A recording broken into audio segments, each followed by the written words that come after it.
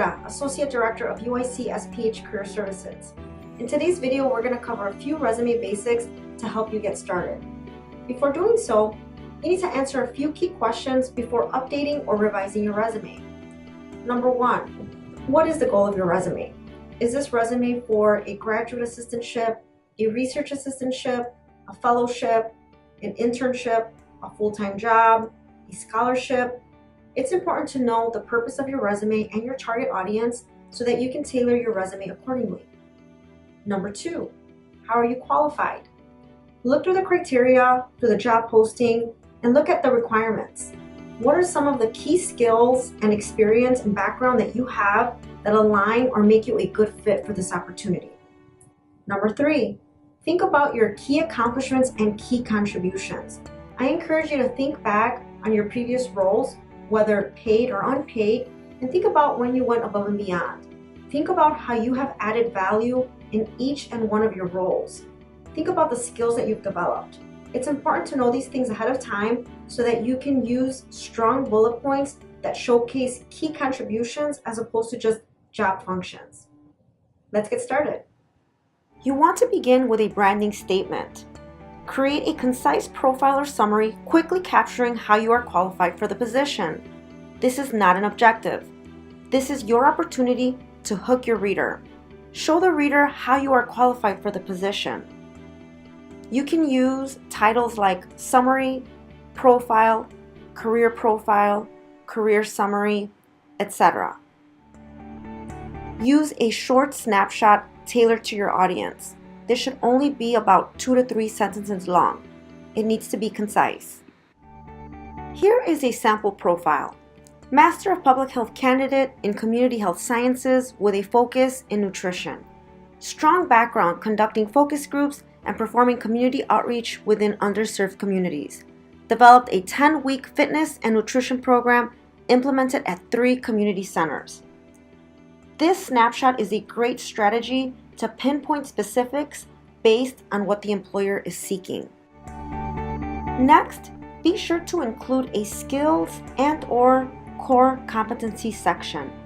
Look through the job posting and highlight the key skills and qualifications they are seeking. Avoid general skills like excellent communication skills or team player. Use tangible skills. Perhaps you are working on a particular skill set that you don't necessarily feel proficient. You can add things like familiar with or working knowledge of. Remember that including all relevant skills will boost your chances of getting a callback from the employer. Next, you will list your education. However, if you have extensive experience, you may list your education at the end of your resume.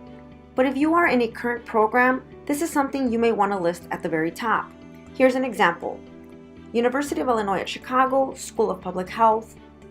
Then you would include your degree and expected date of graduation. If you've already completed that degree, you would put the date of graduation. Then you can include your division and/or concentration, and then you would include your undergraduate degree as well. Now you want to tailor your experience. You can do so by creating specific headers tailored to your audience. For instance, public health experience, related experience or relevant experience, global health experience, leadership experience, community outreach experience. You get the point. Be sure to prioritize the categories based on what you want to highlight first. Now that you have listed your experience, you need to enhance your bullet point statements. Be sure to begin each bullet point with a strong action verb. For instance, if you want to highlight your ability to lead and initiate, you may use words like managed, spearheaded, launched, initiated, etc. Also, be sure to use correct verb tenses. If you are currently in your role, use present tense verbs. Otherwise, if you are no longer in a position, you want to use past tense verbs. Here's an example of a passive bullet point statement. Gave training classes on various health topics. This does not provide the reader with a clear sense of relevant skills or how this individual has added real value to their role. Here's an improved version. Facilitated 25 plus training classes to community members on health topics including diabetes, obesity prevention, and substance abuse. As you can see, adding strong action verbs along with quantifiable statements can quickly make your bullet points more impactful. These were a few tips to help you get started. A few other final tips include: keep your resume concise and keep it to 1 to 2 pages. If you have extensive and relevant experience, you can include a 2-page resume. Make sure you use a professional email address, prioritize your bullet points, keep the format organized and consistent, avoid using any distracting templates. You do not need to include any fancy graphics unless you are in the creative field. Otherwise, keep it simple. Keep your fonts consistent. Avoid using tables. Many applicant tracking systems cannot pick up on information with tables. Include enough white space and do not include a photo. Lastly, be sure to have someone else review your resume to ensure that it is error-free. Keep in mind that your resume will allow employers to see written proof of what you have accomplished over the years. This is your opportunity to showcase your unique value and stand out from your competition.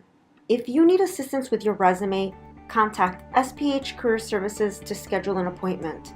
For additional resume tips and resources, visit the Career Tools section on the website.